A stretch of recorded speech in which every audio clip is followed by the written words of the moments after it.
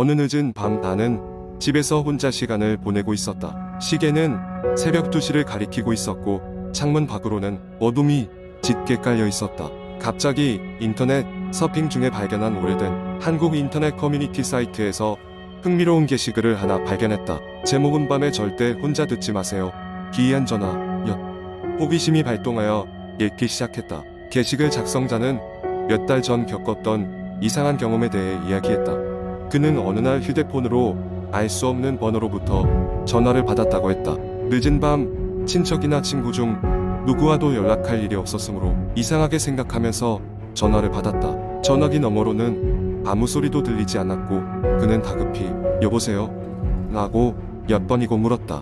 그러자 수화기 너머로 간신히 들리는 작은 목소리가 속삭였다. 나와 놀아줄래? 그는 장난 전화라고 생각했고 그냥 전화를 끊었다. 하지만 이상하게도 그때부터 매일 같은 시간에 같은 번호로 전화가 걸려왔다. 그는 계속해서 그 번호를 차단했지만 놀랍게도 매번 새로운 번호로 전화가 왔다. 전화기가 울릴 때마다 그 속삭이는 목소리는 더 선명하고 또렷하게 들렸다. 나와 놀자. 혼자 있으면 외롭잖아. 몇 주 동안 이러한 전화가 계속된 후는 더 이상 참을 수 없었다. 휴대폰을 꺼두고 지역 경찰에 알렸지만 상대방을 추적할 방법이 없다는 답변만 들을 수 있었다. 시간이 지날수록 공포는 점점 커져갔다. 그는 집 안에서도 누군가의 시선을 느끼기 시작했다. 거실에 혼자 앉아 있을 때 벽 너머 어디에선가 미세한 숨소리가 들렸다. 불 꺼진 방의 어둠 속에서 그 목소리가 다시 들려오는 것 같았다. 어느 날 밤 그는 거실에 있는 소파에서 깜빡 잠들었다. 새벽 2시경 문자가 왔다는 알림 소리에 잠에서 깼다. 예상했던 대로 알 수 없는 번호였다. 문자를 열어보니 글로 써진 메시지 대신 그의 거실 사진이 있었다. 사진 속 소파에 누워선 깊이 잠들어 있는 그의 모습이 있었고 커튼 사이에는 희미한 사람 형체가 보였다. 믿을 수 없었다. 그는 급히 주위를 둘러보았지만 거실엔 그 혼자뿐이었다. 그날 이후로 그는 자신의 집에 있을 때조차도 안전하다고 느끼지 못했다. 결국 그는 이사가기로 결정했지만 이사한 집에서 처음 맞은 밤 같은 시간에 울린 전화가 다시 울리기 시작했다. 수화기를 귀에 가져가자 똑같은 속삭임이 들려왔다. 나와 계속 놀자. 어디 가도 괜찮아. 이후로 그는 더 이상 인터넷에서 자신의 이야기를 공유하지 않았다. 다만 이 이야기는 인터넷 커뮤니티에 퍼져나갔고 비슷한 경험을 가진 사람들의 증언도 속속들이 올라오게 되었다. 그들 모두가 이 기이한 전화에 시달리며 보이지 않는 존재와의 끔찍한 게임을 해야 했다고 입을 모아 말했다. 이 이야기가 실화인지 창작인지 명확하지 않았지만 그 게시글을 읽은 사람들은 그날 밤 연락이 올까 불안한 마음을 감출 수 없었다. 그리고 그 이야기에 댓글에는 새로 전화가 왔어요. 저도 같은 상황입니다. 라는 답변들이 잇따라 달리기 시작했다. 어느덧 이 이야기는 한국 인터넷 공포썰의 고전이 되어 누구나 한 번쯤 들어봤던 이야기로 남게 되었다. 두 번째 이야기. 한국 인터넷에는 다양한 공포 이야기가 존재하지만 그 중에서도 가장 유명하고 길게 전해지는 이야기 중 하나는 빨간 마스크 이야기입니다. 이 이야기는 시대와 장소에 따라 다양한 버전이 존재하지만 기본적인 줄거리는 다음과 같습니다. 어느 날 대한민국의 한 작은 마을에 아주 이상한 소문이 퍼지기 시작했다. 마을 사람들은 밤이 깊어질 무렵 종종 기묘한 여인의 모습을 봤다는 것이었다. 그녀는 밝은 밤거리의 가로등 불빛 아래에서 갑작스레 나타났다 사라지곤 했는데 사람들은 그녀를 빨간 마스크라고 불렀다. 빨간 마스크라는 이름은 그녀의 얼굴을 가리고 있는 지역. 그녀는 어깨까지 늘어지는 긴 검은 머리를 가졌으며 길고 헐렁한 빨간 코트를 입고 있었다고 한다. 이 여인을 목격한 사람들은 이내 얼어붙은 채 공포에 떨었고 그 모습을 본 이야기는 소문으로만 전해졌다고 한다. 이 소문을 처음 들은 사람들은 그저 또 다른 괴담이라고만 생각했다. 하지만 시간이 지나면서 목격담은 점점 더 많아졌고 마침내 학교의 인근에까지 이르렀다. 특정한 날에 그 여인을 목격한 학생들이 하나둘씩 학교에서 실종되기 시작했을 때 사람들은 비로소 이것이 단순한 이야기가 아님을 깨달았다. 한편 그 마을의 고등학생이었던 민수는 친구들과 함께 이 소문의 진상을 알아내기로 했다. 그들은 그 여자를 찾아내고 무엇이 진실인지 알기를 원했다. 몇 번의 계획 끝에 그들은 늦은 밤 그녀가 자주 나타났다고 알려진 공원으로 가서 그녀를 기다렸다. 공원 벤치에 앉아 두려움과 기대가 엇갈리는 마음으로 몇 시간을 보내다 그들 갑자기 공원의 바람이 차갑게 변하며 나무 사이로 사람의 발자국 소리가 들려왔다. 그 소리는 점점 가까워졌고 꽃 하나 그들은 그토록 듣고 싶어하던 소문 속에 빨간 마스크 여인을 마주하게 되었다. 그녀는 천천히 걸으며 학생들 앞으로 다가왔다. 민수와 친구들은 낯설면서도 무언가에 홀린 듯 그녀에게 말을 걸었다. 왜 여기에 나타나는 거예요? 그녀는 조용히 그들을 바라보며 마스크 아래에서 나지막하게 말을 내뱉었다. 나를 기억하나요?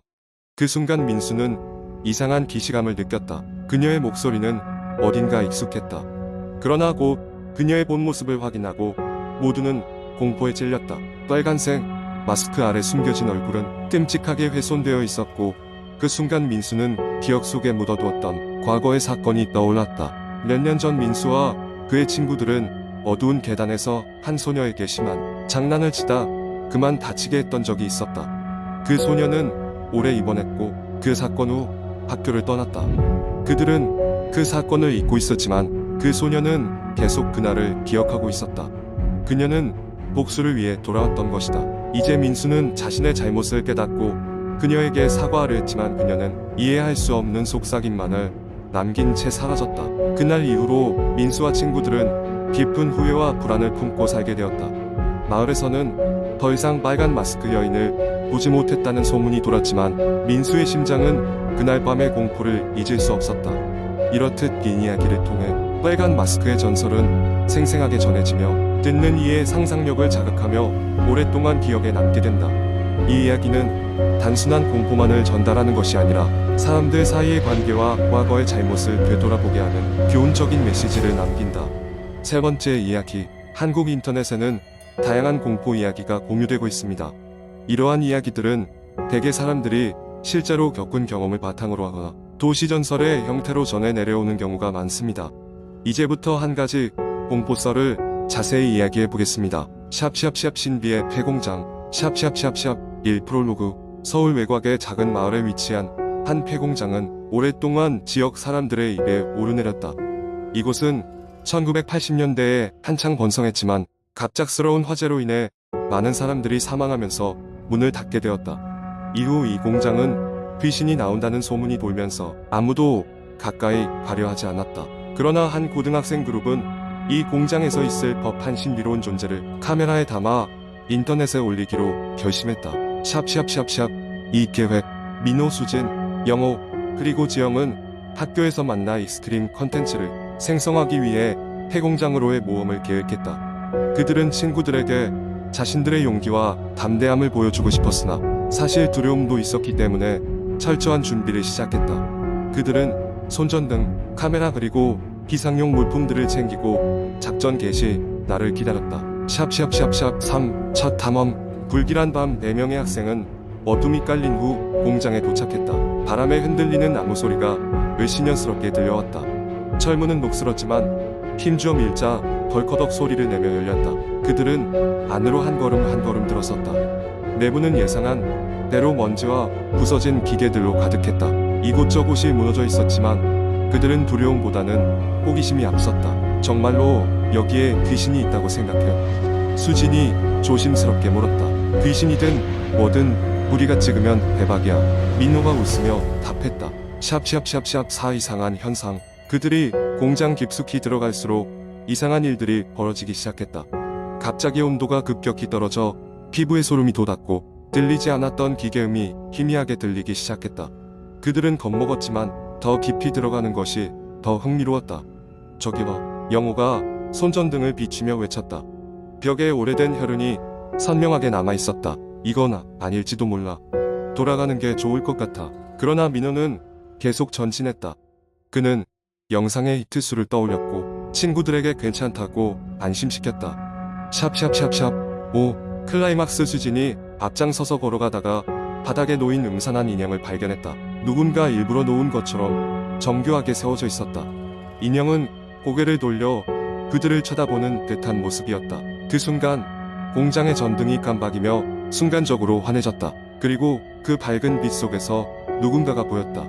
정체 모를 인물이 천천히 그들에게 다가오고 있었다. 공포에 질린 지영이 비명을 지르며 도망치자고 외쳤고 모두가 급하게 도망치기 시작했다. 그들이 출구로 서둘러 달려갔지만 문은 갑자기 닫혀버렸다. 패닉에 빠져 서로를 마구 흔들며 문을 열려고 했었고 비상등이 깜빡이면서 귀를 찢는 듯한 소음이 공장 내를 가득 채웠다. 샵샵샵샵 6엔딩. 기적적으로 문이 열렸고 네 사람은 가까스로 밖으로 빠져나왔다. 숨을 고르며 서로를 확인하며 안도의 한숨을 내쉬었다. 하지만 카메라를 확인했을 때 그들은 놀라운 광경을 목격했다. 영상에는 그들이 불을 밝혔을 때 갑자기 모습을 드러낸 그 형체가 분명하게 잡혀 있었다. 그것은 사람이 아닌 희미하고 흐릿한 유령 같은 존재였다. 이 사건 이후 이 학생들은 다시는 그 공장에 가지 않았다. 그리고 이 공장은 더욱 많은 사람들에게 무서운 장소로 각인되었으며 그들이 촬영한 영상은 인터넷에서 큰 화제를 모았다. 공장은 여전히 그 자리에 남아 있었지만 이제는 아무도 쉽게 근처에 가지 못하게 되었다. 이 이야기는 공포에 대한 인간의 호기심과 두려움을 잘 보여주는 예이며 스토리는 인터넷에서 계속 이야기되고 전해지는 이유이기도 합니다. 이러한 공포썰은 많은 이들에게 두려움과 스릴을 동시에 선사하며 사람들을 입에서 입으로 전해지는 현대의 도시연설과도 같습니다.